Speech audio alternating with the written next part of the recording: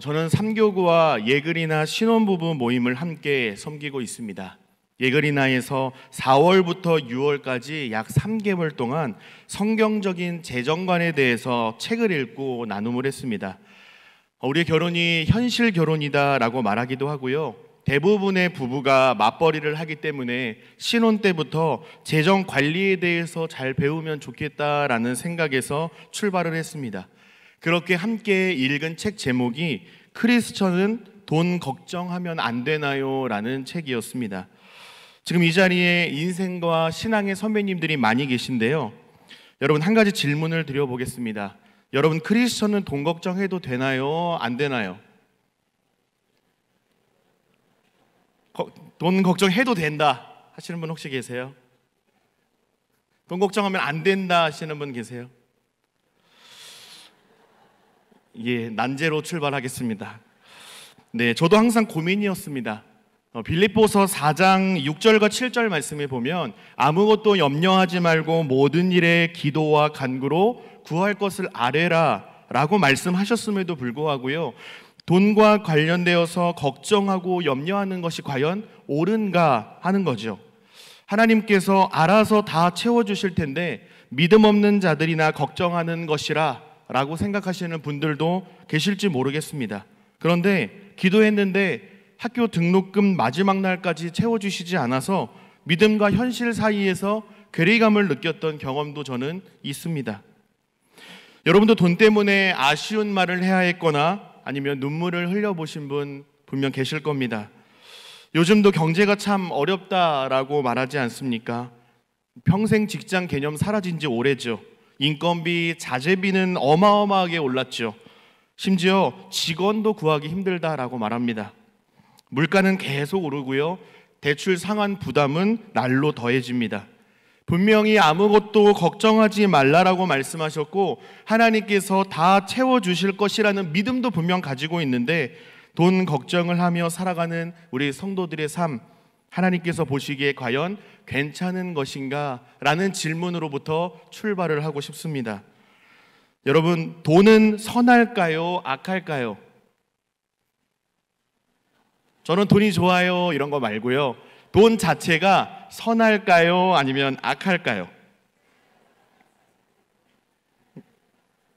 네, 의견이 분분하기 시작했습니다. 네, 여러분, 돈은요 사실 가치 중립적인 존재입니다. 그저 도구일 뿐이죠. 그래서 어떻게 벌고 어떻게 사용하느냐가 더 중요한 겁니다. 실제로 예수님께서 두 번째로 많이 말씀하신 주제가 바로 만몬, 이 돈에 대한 이야기였습니다. 이 시대뿐만 아니라 예수님 시대에도 돈에 관한 이슈가 있었음을 우리는 볼 수가 있는 거죠. 여러분은 돈을 어떻게 벌고 어떻게 사용하고 계십니까? 오늘 본문에 보면 돈과 관련된 인물과 사건이 등장을 하고 있습니다. 18절 말씀을 보니까 그 사람을 어떤 관리라 이렇게 소개를 하고 있습니다. 표제를 보면 부자 관리라고 되어 있습니다. 이 관리라는 말은 헬라어 아르콘이라는 단어를 번역한 것인데 지배자, 통치자라고 번역을 할 수가 있습니다. 엄청난 지위와 영향력을 소유한 자라고 할 수 있습니다. 병행구절인 마태복음 19장에서는요 더 친절하게 재물이 많은 청년이라 이렇게 소개를 해주고 있습니다. 여러분, 우리 시대도 그렇지만요, 예수님 시대에는 젊은 청년이 부자가 된다라는 것은 굉장히 어려운 일이었습니다. 그러면 이 젊은 청년은 어떻게 부자가 되었을까요? 재벌집에서 태어난 겁니다. 재벌집 아들이라는 겁니다. 돈도 많은데요, 20절 말씀에 보니까 율법도 내가 완벽하게 잘 지켰다 이렇게 이야기를 하고 있습니다. 우리식으로 말하면 어떨까요? 돈도 많은데 신앙생활은 더 잘하는 그러한 믿음의 청년이라는 거죠. 여러분, 사위 프리패스 상 아닙니까? 예수님의 가르침을 듣고 있던 이 부자 청년이 이제 예수님께 질문을 합니다. 예수님의 가르침을 가만히 듣다가 궁금증이 생겨서 예수님 앞에 찾아온 겁니다. 18절에 이렇게 되어 있습니다. 어떤 관리가 물어 이르되 선한 선생님이여 내가 무엇을 하여야 영생을 얻으리이까? 라고 묻습니다. 오늘 본문에는 기록하고 있지 않지만 병행구절인 이 마가복음 10장 17절 말씀을 보면요, 예수께서 길을 나가실 때 한 사람이 달려와서 꿇어 앉아 묻자오되라고 말하고 있습니다. 예수님 앞에 나와서 껄렁껄렁하게 말을 건 것이 아니라 꿇어 엎드려 예의를 차렸다라는 말입니다. 이 꿇었다는 말은요, 간절함과 절박함의 표현입니다. 여러분, 부자 청년 하면 머릿속에 그려지는 이미지가 있지 않습니까? 뭔가 부족한 것이 없어 보이죠. 재벌집에서 태어났으니까 부모님께 말하면 가장 좋은 것으로 사줄 것이고, 이것이 갖고 싶다 그러면 사주고, 필요하다 그러면 넉넉하게 다 공급해 주었을 겁니다. 그런데도 불구하고 예수님 앞에 나와 꿇어 엎드렸다는 것은 무엇을 보여주는 겁니까?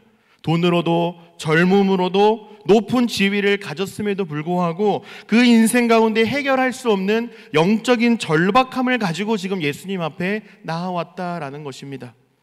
여기서 우리가 알 수 있는 것은요, 부와 명예가 인간의 배고픔과 갈증을 모두 다 채워줄 수 없다는 것을 상징적으로 보여주고 있습니다. 쇼펜하우어가 이런 말을 했습니다.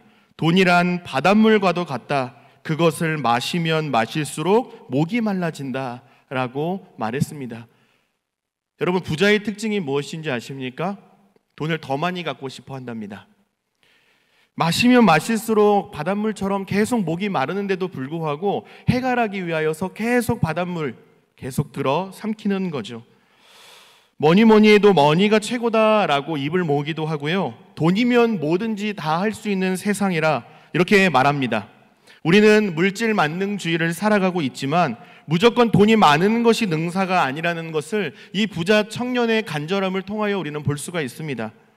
돈이 너무 많아도 누가 빼앗아 가면 어떡하나 염려하고요, 너무 없어서 필요할 때 사용하지 못하고 절망해도 문제가 됩니다. 둘 다 고민이라면, 기왕 고민해야 된다면 돈이 많은 걱정을 했으면 좋겠다라는 생각을 하시는 분 계실 겁니다. 세상은 돈을 주된 우상으로 섬기고 있습니다. 사람들은 많은 돈을 소유해서 하나님처럼 언제든지 마음껏 돈을 쓰고 싶은 욕망이 있는 겁니다. 부자 청년이 예수님 앞에 나와 꿇어 엎드렸다는 것을 통하여서 우리는 구원자, 메시아, 그리스도가 필요하다라는 것에 다시 한번 의견을 모아볼 수가 있는데, 우리는 그 메시아 그리스도가 누구인지를 알고 있습니다. 그게 누구입니까? 우리 주 예수 그리스도이십니다. 사랑하는 여러분, 여러분을 사로잡고 있는 이 배고픔과 목마름의 영역은 무엇입니까? 그것이 하나이든 두 개이든 무엇이든 상관없습니다. 예수님 앞으로 나와 엎드리셔서 인생의 해답과 해결을 경험하시는 복된 인생 되시기를 예수님의 이름으로 축복합니다. 부자 청년이 예수님께 나와 드렸던 질문을 우리가 다시 한번 살펴보기를 원하는데요, 우리 18절 말씀을 같이 한번 한 목소리로 봉독하도록 하겠습니다. 시작. 어떤 관리가 물어 이르되 선한 선생님이여 내가 무엇을 하여야 영생을 얻으리이까? 아멘. 예수님은 부자 청년의 질문에 대한 답을 주시기보다 질문부터 잘못되었다라고 질문의 오류를 지적을 하십니다. 여러분 같이 읽으셨는데 무엇이 잘못되었을까요? 이 질문에 무엇이 잘못되었을까요? 여러분, 상대방이 어떤 사람이고 어떤 정체성을 가진 사람인지 이해한 대로 우리는 그 사람을 호칭하게 되어 있습니다. 예를 한번 들어볼까요? 평일에 교회 밖에서 제가 반바지를 입고 분리수거를 하는 제 모습을 보았다라고 한다면 분리수거 하러 가는 동네 아저씨라고 생각을 할 겁니다. 그런데 지금 강단에서 말씀을 전하는 이 모습을 보신 분들은요, 교회에 처음 나오셨다 하더라도 제가 목사라는 사실을 분명하게 아실 겁니다. 그래서 예배를 마치고 나면 동네 아저씨라고 부르지 아니하고 목사님이라고 저를 분명히 부르실 겁니다. 그럼 오늘 본문 속 부자 청년은 예수님을 지금 어떤 존재로 이해하고 있습니까? 선한 선생님이라 이해를 하고 있습니다. 여러분, 이 선한 선생님이라는 호칭 어떻게 보셨습니까? 착하다, 배려가 많고 성품이 좋다, 이런 뜻이 아닙니다. 세상의 주요한 종교들은요, 구원의 길을 안내해주는 가이드 역할을 하는 사람들이 있었습니다. 사람들은 이들을 가리켜서 선생님이요 스승이라고 불렀습니다. 유대인들은 우리에게 익숙한 단어죠, 랍비라고 불렀습니다. 여러분, 예수님은 구원의 길을 안내해 주는 가이드이십니까? 아니면 실제로 우리를 직접 구원하실 수 있는 구원자이십니까? 두 번째죠. 예수님은 득도할 수 있도록 방향을 가르쳐주고 방법을 가르쳐주는 안내자, 스승 정도가 아닙니다. 예수님은 선생님이 아니라 살아계신 하나님이십니다. 여러분 믿으십니까? 아멘. 구원의 안내자가 아니라 창조주시오 우리의 참 구원자이십니다. 예수님은 요한복음 14장 6절에서 내가 곧 길이요 진리요 생명이니 나로 말미암지 않고는 아버지께로 올 자가 없다라고 분명히 선언하셨죠. 구원은 나 곧 하나님의 아들 예수 그리스도로 말미암아 가능하다라고 선언하신 겁니다. 하지만 이 부자 청년은 예수님의 존재를 오해하고 있습니다. 그러니 예수님은 구원의 길을 알려주시는 분이라기보다 구원하실 수 있는 구원자를 소개해 주시고 싶으셨던 겁니다. 예수님께서 베드로의 신앙 고백을 칭찬하셨던 내용 여러분 잘 기억하실 겁니다. 마태복음 16장 16절에 있는 말씀이죠. 주는 그리스도시요 살아계신 하나님의 아들이십니다 라는 신앙 고백입니다. 이 고백이 얼마나 대단하고 예수님을 얼마나 기쁘시게 했던지 이 고백 위에 교회도 세우고 천국 열쇠까지 주시겠다라고 하시지 않습니까? 사랑하는 제2가족 여러분, 예수님의 정체성을 바르게 알고 믿으며 신앙생활하는 저와 여러분 되시기를 바랍니다. 하나님의 말씀이 선포되는 자리에 앉기를 힘쓰시고요, 배우는 자리에 서기를 힘쓰시고 우리의 삶의 자리가 믿음을 견고히 하는, 믿음을 테스트하는 자리가 되기를 간절히 소망합니다.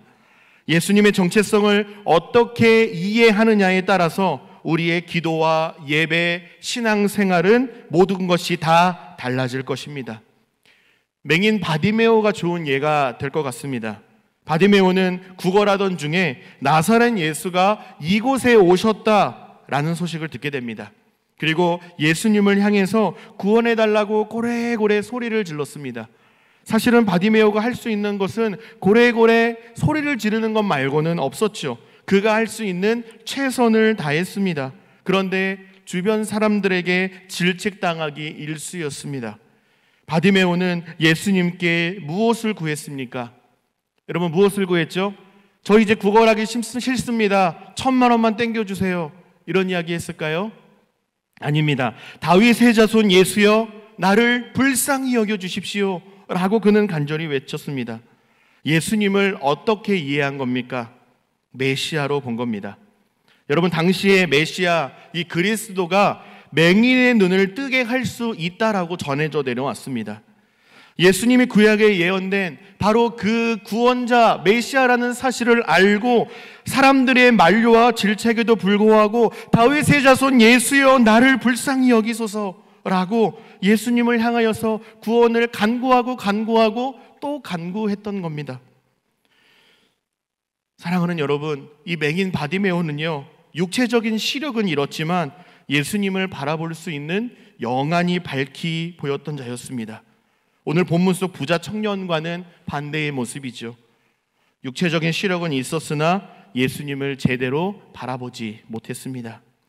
여러분의 삶은 어떠십니까? 여러분은 누구와 더 닮아 있으십니까? 눈은 뜨고 있지만 예수님을 바라보지 못하고 하나님의 영광을 바라보지 못한 채 살아가고 계십니까? 아니면 영안이 밝게 띄어져서 주님을 바라보고 주님께 다윗의 자손 예수여 나를 불쌍히 여겨 주옵소서라고 하나님의 은혜를 간구하는 삶을 살아가고 계십니까? 오늘 이 시간 바디메오가 간절히 부르짖었던 그 말, 다윗의 자손 예수여 나를 불쌍히 여겨 주십시오라고, 이러한 바디메오의 간절한 고백이 저와 여러분의 간절한 고백이 되시기를 예수님의 이름으로 축복합니다. 부자 청년의 질문에서 잘못된 부분 두 번째는요, 무엇을 하여야 영생을 얻는 것이 아니라 누구를 믿어야 영생을 얻을 수 있는지를 주목할 수 있어야 합니다. 예수님과 부자 청년의 대화는 계속됩니다. 예수님은 부자 청년에게 10계명 중에 5계명부터 9계명까지, 즉 이웃 사랑에 대한 계명을 모두 다 지키라 라고 명령을 하죠. 부자 청년은 어떻게 대답하죠? 내가 어렸을 때부터 이 율법을 다 지켜 행했습니다 라고 아주 당당한 태도로 답변합니다. 어쩌면 부자 청년은 이러한 질문을 누군가가 해주기를 바라고 있었을지도 모르겠습니다. 오히려 자신의 의로움을 드러내고 있습니다. 이번에도 예수님은 내게 아직도 한 가지 부족한 것이 있는데 내 모든 소유를 다 팔아서 가난한 자들에게 나눠주라. 그리고 와서 나를 따르라 라고 말씀하십니다. 부자 청년은 제가 어려서부터 율법을 다 지켜 행했습니다 라고 당당한 표현을 했습니다. 하지만 예수님의 시선에서 볼 때 그에게는 한 가지 부족한 것이 보였습니다. 아주 큰 구멍 하나가 보이는 것이죠. 그것이 무엇입니까? 소유를 다 팔아서 가난한 자들에게 나눠주고 나를 따르라 라는 말씀이었습니다. 하지만 부자 청년은 어떻게 합니까? 예수님의 말씀을 듣고 심히 근심합니다. 마태복음 19장에서는 심지어 근심하며 떠나갔다 라고 말하고 있습니다. 소유한 많은 돈과 예수님 사이에서 지금 저울질하다가 고민하다가 갈등하다가 결국은 돈을 선택한 겁니다. 그러므로 부자 청년은 계명 하나를 어기게 되었습니다. 몇 계명을 어겼을까요? 바로 1계명입니다.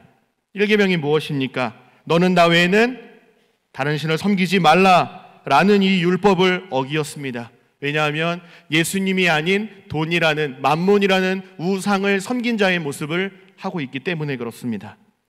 여기서 우리가 알 수 있는 것은 인간은요 모든 율법을 완벽하게 성취할 수 없다라는 겁니다. 100번, 수천 번 양보해서 율법을 모두 잘 지켰다고 해보겠습니다. 그렇다고 해서 그것이 영생을 행위로 획득할 수 있는 사람은 아무도 없다라는 사실을 우리는 인정해야만 합니다. 세상 종교는요, 노력과 열심과 성의와 헌신을 보이면 구원을 주겠다, 득도할 수 있다라고 말합니다. 구원을 얻을 수 있는 방법은 인간의 열심, 인간의 어떠함에 달려 있으니 나에게 한번 성의를 보여봐라. 나에게 할 수 있는 최대한의 헌신을 보여봐라. 그러면 내가 축복해 주겠다. 득도할 수 있는 은혜를 주겠다 라고 말합니다. 그러나 주님은 어떻습니까? 이것을 해라라고 요구하시는 분이 아니라 하나님이신 그분이 이 땅 가운데 인간의 몸을 입고 직접 찾아오셨습니다. 그래서 기독교는 종교가 아니라 생명이고 진리라고 말씀을 드리는 것입니다. 종교와 진리의 엄청난 차이죠. 세상과 비교할 수 없는 크고 놀라운 은혜와 사랑을 받은 우리 모든 성도들이 하나님 앞에 마땅히 드려야 할 고백은요, 모든 것이 하나님의 은혜입니다 라는 진실된 고백입니다. 나의 의로움을 내세우는 것이 아니라 아주 사소하고 작은 것 하나까지도 하나님의 은혜라고 고백할 수 있는 자들이 곧 예수님이 앞에서 말씀하신 어린아이와 같은 자들입니다. 천국이 이런 사람의 것이라 라고 말씀하시는 것이죠. 예수님은 부자 청년을 보고 이렇게 말씀하십니다. 예수께서 그를 보시고 이르시되 재물이 있는 자는 하나님의 나라에 들어가기가 얼마나 어려운지 낙타가 바늘기로 들어가는 것이 부자가 하나님의 나라에 들어가는 것보다 쉬우니라 하시니 그랬습니다. 크리스천은 돈 걱정하면 안 되나요? 라는 이 책의 저자 이상철 멘토는요, 이 책에서 돈이 가진 힘에 대하여서 이렇게 말했습니다. 돈으로 건강을 살 수는 없지만 최고의 의료 서비스는 받을 수 있다. 돈으로 사랑을 살 수는 없지만 사랑하는 사람에게 선물을 사줄 수 있다. 돈이 있다고 해서 꿈이 이루어지지 않지만 그 여정은 훨씬 쉽다. 돈이 가진 힘과 영향력, 능력이 얼마나 큰지를 잘 보여주는 말일 것이라 생각합니다. 저는 이 말이 굉장히 공감이 되었습니다. 돈이 많으면 어떻습니까? 무더운 날씨에 걸어 다니지 않아도 되고요. 버스나 지하철을 탈 수 있습니다. 에이, 날도 더운데 택시 타야죠. 그죠? 자동차를 구매해서 연비 걱정 안 하고 원하는 데에 마음껏 갈 수 있습니다. 그리고 개인 운전사를 고용할 수도 있습니다. 돈이 많으면 어딜 가든 아쉬운 소리 하지 않아도 되고요. 불안하지 않아도 되고요. 목소리가 더 힘이 있어지고 커지기까지 합니다. 여유가 생깁니다. 누구 눈치 안 보고 풍족하게 편하게 살 수 있습니다. 축의금 때문에 결혼식 장례식 가야 되나 말아야 되나 이런 고민하지 않아도 됩니다. 학교에 진학할 수도 있고요, 유학을 선택할 수도 있습니다. 이것은 모양만 달랐지 우리 모두의 바람이자 마음의 소원일 것입니다. 물질 만능주의 사회에서 돈의 힘을 부인하고 하나님만 의지하며 살아가는 것이 그만큼 어렵다라는 것을, 낙타가 바늘기로 들어가는 것이 부자가 하나님의 나라에 들어가는 것보다 쉽다라고 말씀을 하신 것입니다. 예수님은 부자 청년의 마음의 중심을 정확하게 꿰뚫어 보신 겁니다. 여러분, 부자 청년 바로 뒷장에 나오는 인물이 있는데요, 누구인지 찾아보시겠습니까? 누가 나옵니까? 19장에는요 삭개오라는 사람이 나옵니다. 세리장이었고 그는 부자였습니다. 그런데 삭개오에게는 소유를 다 팔아서 가난한 사람들에게 나눠주라라고 요구하시지 않습니다. 뭘 요구하십니까? 나무에서 속히 내려오라. 내가 오늘 내 집에 유하여야 하겠다라는 말씀을 하십니다. 여러분, 왜 부자 청년에게만 이렇게 무리한 부탁을 하신 것처럼 보일까요? 여러분, 왜 그렇게 하셨을까요? 여러분, 부자 관리는요 하나님과 돈 사이에서 저울질했습니다. 율법을 다 지켰다라고 자신의 의로움을 자랑했지만 현실은 1계명조차도 지키지 못하는 죄인의 모습임을 드러내고 있는 겁니다. 예수님은 너의 주인은 내가 아니라 돈이잖아. 그러면서 무슨 계명을 다 지켰다 그래? 우상을 버리고 인생의 참 주인이신 나를 따르라 라고 요구하시는 겁니다. 그것을 깨달을 필요가 있다라는 것을 보셨던 겁니다. 낙타가 바늘기로 들어가는 것이 부자가 하나님의 나라에 들어가는 것보다 쉽다라는 이 예수님의 말씀은요, 에이 어떻게 세상에 이런 일이 일어날 수가 있어, 절대 불가능하다라는 말이 아닙니다. 여러분, 오해하지 마시기를 바랍니다. 그만큼 어렵다라는 것을 강조하여 말씀하시는 겁니다. 지금 같은 생각, 가치관, 행동으로는 결코 하나님 나라에 들어갈 수 없다고, 손에 가득 움켜진 것을 내려놓을 때 비로소 더 좋은 것을 잡을 수 있다라는 것을 가르쳐 주시기 위해서 그에게 충성요법으로 그가 전부라고 생각했던 그것을 손에서 놓게 하려고 말씀하시는 것입니다. 그러나 부자 청년은 어떻게 했습니까? 더 좋은 영생을 얻지 못하고 자기가 가지고 있었던 그 소유, 돈, 명예, 그것을 더욱더 꽉 붙들고 예수님을 등지고 간 겁니다. 이거 내가 놓칠 수 없지. 이거 내가 포기할 수 없지. 이러고 예수님을 등지고 원래 살던 대로 돌아간 것입니다. 예수님은 예수님을 최우선으로 모셔드리는 삶을 살 것을 가르쳐 주신 것입니다. 이것을, 이 본문을 이 시간 읽고 있는 저와 여러분에게도 지금 이 시간 동일하게 요구하시고 말씀하시는 것입니다. 여러분의 주인은 누구십니까? 예수님과 돈 사이에서 나는 돈이 아니라 예수님입니다 라고 당당하게 말씀하실 수 있는 분은 과연 몇 분이나 계실까요? 예수님은 이 질문에 저요, 저요 라고 손들기를 바라고 계신 것입니다. 사랑하는 여러분, 여러분은 앞으로 어떻게 살아가시겠습니까? 삭개오처럼 감격과 은혜 가운데에 누가 시키지 않았지만 자발적으로 서약하고 회개를 결단하시겠습니까? 아니면 부자 청년처럼 여전히 손에 쥔 것을 놓지 못하고 주님을 등지고 여전히 세상 것을 손에 움켜쥐고 영적인 갈급함과 배고픔 가운데에 신음하며 살아가시겠습니까? 앞서 소개해드린 책 크리스천은 돈 걱정하면 안 되나요? 라는 책의 저자 이상철 멘토는 좀 전에는 돈이 가진 힘에 대하여 말씀드렸다면 이번에는 돈이 가지고 있는 한계에 대해서도 이렇게 말씀을 합니다. 한번 잘 들어보시기를 바랍니다. 돈이 있으면 최고의 의료 서비스를 받을 수 있지만 건강을 살 수는 없다. 돈이 있으면 선물을 사줄 수는 있지만 사랑을 살 수는 없다. 돈이 있으면 가야 할 길을 쉽게 갈 수는 있지만 그 꿈과 성공을 살 수는 없다라고 말했습니다. 사랑하는 여러분, 간절히 바라기는 돈과 하나님 사이에서 지체 없이 하나님을 선택하는 저와 여러분 되시기를 간절히 소망합니다. 최고의 의료 서비스를 가능케 하는 돈을 선택하는 것이 아니라 우리의 건강을 책임지시는 하나님을 선택하실 수 있기를 바랍니다. 선물을 살 수 있는 돈이 아니라 우리를 죽기까지 사랑하신 하나님의 사랑을 선택하시기를 바라고요.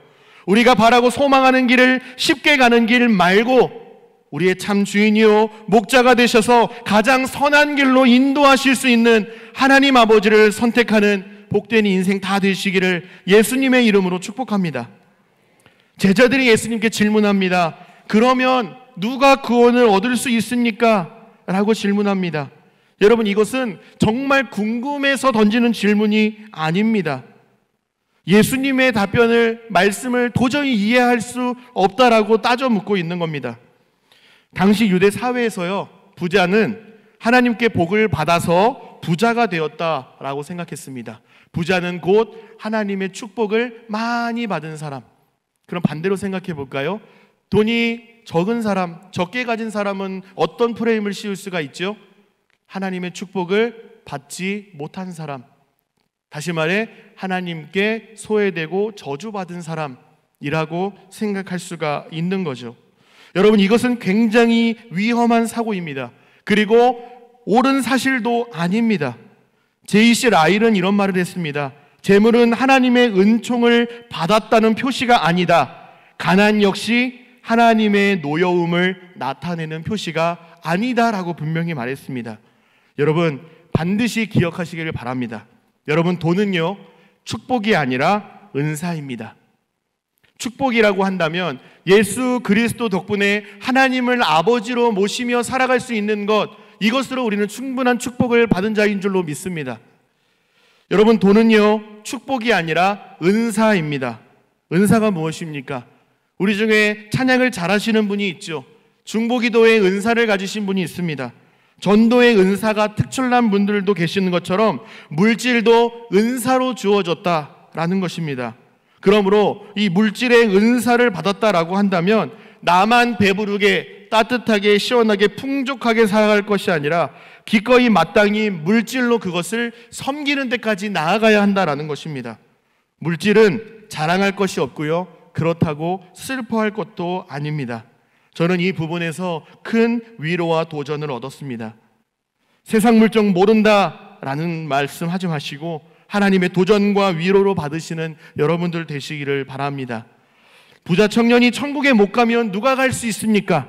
라는 이 도발적인 질문 앞에 예수님의 대답은 무엇입니까?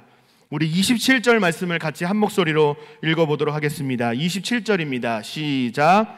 이르시되 무릇 사람이 할 수 없는 것을 하나님은 하실 수 있느니라. 아멘. 사랑하는 여러분, 구원은요, 영생은요, 사람이 할 수 없습니다. 이것은 죽었다 깨어나도 안 되고요, 다시 태어나도 안 됩니다. 그냥 안 되는 건 안 되는 겁니다. 헛고생하지 마시기를 바랍니다. 그러나 누구는 할 수 있습니까? 하나님은 하실 수 있는 줄로 믿습니다. 아멘. 구원과 영생은 오직 우리 하나님만 하실 수 있음을 믿으시기를 바랍니다. 29절에서 예수님은 하나님 나라를 위하여 집이나 아내나 형제나 부모나 자녀를 버린 자는 현세의 여러 배를 받고 내세의 영생을 받지 못할 자가 없다라고 말씀하셨습니다. 여러분 이 말씀을 어떻게 보셨습니까? 이 말씀을 대할 때 구원을 얻기 위해서는 집도 버리고 아내도 버리고 남편도 버리고 가족들도 다 버리고 외톨이 고아 빈털터리가 되기를 주저하지 말고 헌신해야 한다라고 적용하시는 분들이 있습니다. 이단들이 그렇게 하죠. 하지만 그런 말씀이 아닙니다. 여러분, 당시에 집, 아내, 형제, 부모, 자녀들은 어떠한 존재입니까? 이 세상을 살아가면서 우리가 의지할 수 있는 존재이지 않습니까? 돈으로 환산할 수 없는 가장 존귀한 가치를 지닌 이 존재의 대명사라고 할 수가 있습니다. 아내도 버리고 친구도 버리고 가족들도 다 버리고 오직 주님만 따르라라는 말씀은요, 이 땅에서 살아가는 동안에 하나님이 없는 세상적인 것은 제게 아무 의미 없어요. 오직 하나님만을 내 인생 최고의 가치로 여기고 하나님만을 사랑하고 하나님만을 신뢰하며 하나님만을 나의 주 나의 하나님이라 고백하며 주의 말씀대로 순종하며 살아가겠습니다 라는 이 믿음의 결단을 드린 자들, 어린아이와 같이 하나님만 의지하고 신뢰하며 주님만을 따르는 주의 제자들에게 하나님의 은혜와 복을 누리게 하신다라는 하나님의 약속입니다. 말씀을 맺겠습니다. 저는 말씀을 마무리하면서 한 분을 소개하고 말씀을 마치고자 합니다. 광고에서 보셨다시피 여러분 기도해 주셔서 금요일과 토요일에 예글이나 여름 수련회를 강화로 잘 다녀왔습니다. 수련회 일정 중에 강화에 있는 강화 기독교 문화 기념관에 저희가 다녀왔습니다. 감리교 목사님의 설명을 들으면서 기념관을 이렇게 쭉 둘러보았습니다. 그때 참 많은 은혜와 도전이 되었습니다. 특별히 어떤 한 분의 말과 그의 삶이 저에게 묵직한 도전으로 다가왔습니다. 그래서 앞에 팀이 저만치 먼저 나갔을 때 저는 그 영상을 한 번 더 보기도 했습니다. 1900년대 강화에서 일어난 일입니다. 강화도 북부 해안 홍이 마을에서 실제로 일어난 일입니다. 이 마을에 최고 부자가 있었습니다. 동네 사람 중에서 이 사람에게 돈을 빌리지 않은 사람이 없을 정도로 그는 큰 부자였다라고 합니다. 어느 날에 이 최고의 부자가 자신에게 빚진 사람들을 모두 다 자기 집으로 불러 모았답니다. 그리고 그들에게 이렇게 말했답니다. 제가 예수님을 믿고 죄사함을 받은 것이 10,000양 탕감받은 것보다 크거늘 여러분께 100냥 1000냥 빌려준 돈을 받는다면 나는 성경에 나오는 악한 종입니다 라고 말했습니다. 그 부자는 자신의 집에 모인 사람들에게 마태복음 18장 무자비한 종의 비유를 천천히 읽어준 후에 빈 문서를 전부 다 불태워 없앴습니다. 이어서 그는 이렇게 말했습니다. 이제 여러분은 제게 빚진 것이 없습니다. 이 이야기는 성경 말씀대로 살고자 빈 문서를 모두 다 불태운 부자 종순일 목사님 이야기이자 한국 초대교회 이야기로 전해져 내려오고 있습니다. 종순일 목사님으로부터 시작된 이 놀라운 사건을 계기로 해서 홍이마을의 4분의 삶이 예수님을 영접하는 일이 일어났다고 합니다. 이 홍이마을은 술집과 다방이 없는 성역으로 남게 된 데는 이러한 감동적인 복음 역사가 크게 작용하였다고 합니다. 아니, 없는 빚도 있다고 우겨서 남의 돈을 그렇게 빼앗는데 어찌하여 예수교 사람들은 자기 돈까지 버린단 말인가? 그가 믿는 예수라는 분이 도대체 누구이길래 말씀의 능력이 나타나는가? 사람들은 놀랄 수밖에 없었습니다. 그러나 종순일 목사님은 또 말씀을 읽다가 찔림을 받습니다. 오늘 본문의 병행 구절인 마태복음 19장 21절 말씀입니다. 가서 내 소유를 팔아 가난한 자들에게 주라. 그리고 와서 나를 따르라. 종순일 목사님은 또 이 말씀 그대로 자신의 재산을 몽땅 가난한 사람들에게 나눠주고 아내와 단둘이 고향을 떠나 전도에 나섰습니다. 전대도 식량 주머니도 차지 않은 이 가난한 전도자의 길을 걸었습니다. 땅끝을 찾아서 섬에서 섬으로 외딴 섬을 찾아다니며 전도하고 교회를 세웠습니다. 사랑하는 여러분, 종순일이라는 이 이름은 그가 세례받던 날 새롭게 바꾼 이름입니다.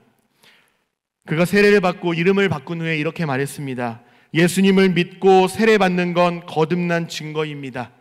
옛사람은 죽고 새 사람으로 태어났으니 새 이름을 짓는 게 마땅합니다 라고 말했습니다. 사랑하는 여러분, 이 종순일 목사님은요, 새 이름을 얻기 위하여서 많은 재산을 버린 것이 아닙니다. 새 이름을 얻기 위하여서 거금을 들여 투자한 것이 아니라는 말씀이죠. 마치 삭개오처럼 하나님의 그 놀라우신 십자가의 은혜와 사랑으로 말미암아서 구원을 받고 구원받은 그 표징으로 세례를 받고 나니까 이전의 이름과 내 손에 꼭 쥐고 있었던, 그래서 놓지 않기 위하여서 안간힘을 썼던 많은 재산보다도 이 종순일이라는 새로운 이름이 더 가치 있게 변화된 것입니다. 다른 것은 의미 없어요. 종순일, 이 이름대로 살겠습니다. 이 결단만 남은 것이죠. 토마스 아 캠피스는 일시적인 것은 당신의 필요를 섬기게 하고 영원한 것을 갈망하라라고 말했습니다. 사랑하는 여러분, 오늘 설교 제목이 무엇인지 기억하고 계십니까? 손에 움켜진 것을 내려놓아야 더 좋은 것을 잡을 수 있다입니다. 혹시 여러분이 지금 손에 움켜쥐고 놓지 못하는 영역은 무엇입니까? 무엇을 손에 쥐고 계십니까? 부자 청년이 포기하지 못했던 한 가지 돈이었지요. 그렇다면 주님을 온전히 따를 때에 주저하게 하고 근심하게 하고 한숨 쉬게 하고 잠시 멈칫하게 하는, 심지어 등을 돌리고 주님을 떠나게 하는 바로 그것은 무엇입니까? 여러분의 손에는 무엇을 쥐고 있는가라고 여쭤보는 겁니다. 혹시 부자 청년처럼 돈입니까? 권력입니까? 나이입니까? 자녀들의 성공입니까? 남들은 잘 모르지만 여러분은 잘 알고 계신, 누군가에게 알려주고 싶지 않은 다른 무언가가 있으십니까? 어쩌면 21세기에 돈보다 하나님을 선택하라는 말씀이 고리타분하게 느껴지시는 분들도 계실 겁니다. 아직 어려서 세상 물정 잘 몰라서 그래 라고 손사래를 치시는 분들도 분명 계실 겁니다. 에이, 목사님 지금 어느 시대인데 그런 말씀을 하세요? 목사님은 돈 없이 살 수 있어요? 라고 마음속에 반문하시는 분들도 분명 계실지 모르겠습니다. 그런데 여러분, 저 역시도 돈 좋아합니다. 하나님께서 돈을 은사로 주셨으면 좋겠습니다. 그리고요, 여러분 모두 다 부자가 되셨으면 좋겠습니다. 돈은 악하기 때문에 성도는 무조건 청빈해야 한다라는 말씀 드리고 싶지 않습니다. 많은 크리스천 경제학자나 금융 전문가들은요, 오히려 예수 믿지 않는 사람들이 아니라 예수 믿는 크리스천들이 이 세상을 선하게 장악하여서 복음과 물질로 세상과 교회를 잘 섬겼으면 좋겠다라는 말씀들을 많이들 하십니다. 이런 관점에서 저는 부자가 되고 싶고요, 여러분들이 다 부자가 되었으면 좋겠습니다. 그렇습니다. 저와 여러분은 하나님의 은혜로 구원받은 성도의 정체성을 가지고 살아가고 있습니다. 또한 이 땅에 발 디디며 살아가는 사회 구성원이기 때문에 원하든 원치 않든 돈에 관한 고민과 걱정은 할 수밖에 없습니다. 그런 저와 여러분에게 우리 주님은 마태복음 6장에서 이렇게 약속하십니다. 너희는 먼저 그의 나라와 그의 의를 구하라. 그리하면 이 모든 것을 너희에게 더하시리라 라고 약속하십니다. 이 말씀을 대할 때에 우리는 더하여 주시리라, 더하여 주실 줄 믿습니다, 여기에 집중할 때가 많이 있습니다. 하지만 예수님의 시선은 앞에 있습니다. 우리가 먼저 하나님의 나라와 의를 구하는 삶을 요구하신다라는 것입니다. 그리하면 더하여 주시는 은혜가 반드시 함께 할 것이라 라고 약속하시는 겁니다. 그러나 그리하면 뒤에 더하여 주시는 은혜는요, 우리가 어떻게 한다고 되는 것이 아닙니다. 이것은 하나님의 영역입니다. 주셔도 아멘이고요, 주지 않으셔도 아멘할 수 있어야 한다라는 것입니다. 이것과 상관없이 우리가 할 수 있는 최선의 일은 무엇입니까? 돈이 아니라 먼저 하나님의 나라와 의를 구하는 삶을 살아가야 한다라는 것이죠. 무조건 돈이 많아야 돼가 아니라 하나님의 관점에서 왜 돈이 많아야 하는지 우리 크리스찬은 답변할 수 있어야 하겠습니다. 여기서 주의해야 할 점은 돈 많이 주시면 제가 헌금 많이 드릴게요, 이 말에는요, 우리의 욕망을 한없이 하나님의 뜻인 양 포장할 수 있기 때문에 우리의 마음의 중심을 잘 헤아리는 것 또한 필요합니다. 이러한 관점으로 볼 때 끝으로 돈과 하나님 사이에서 우리가 저울질하지 않고 하나님을 선택할 수 있는 저와 여러분 되시기를 다시 한번 주님의 이름으로 간절히 소망하고 축복합니다. 세상의 물질과 명예가 주는 세상의 안락함을 추구하며 살았던 부자 청년처럼이 아니라 자격 없는 자에게 주시는 다음 없는 구원의 감격과 십자가에서 증명해 보이신 사랑과 은혜들을 기억하며 살아가기를 원합니다. 자신의 재정을 선하게 흘려보낸 삭개오처럼 예수님이 말씀하신 부모를 절대적으로 의지하는 어린 아이들처럼 우리가 소유한 물질의 주인은 철저히 하나님이요 생명의 주인도 하나님이십니다. 우리는 하나님께서 맡겨주신 것을 잘 관리하는 청지기일 뿐입니다. 이러한 믿음의 고백으로 앞으로의 믿음의 여정을 사시는 저와 여러분 되시기를 간절히 바랍니다. 오늘 설교 제목처럼 손에 움켜진 것을 모두 내려놓고 먼저 뻗어주신 주님의 손을 붙잡을 때에 세상과 비교할 수 없는 더 좋은 것, 더 가치 있는 것을 더하여 주시는 은혜를 누리게 하실 줄로 믿습니다. 이러한 믿음을 가지고 하나님께서 허락하신 물질을 내 것으로 여기지 아니하고 먼저는 그 물질을 누리고 나누는 복된 청지기의 삶을 살아가는 우리 모든 제2 가족들이 되시기를 예수님의 이름으로 간절히 소망하고 축복합니다. 아멘.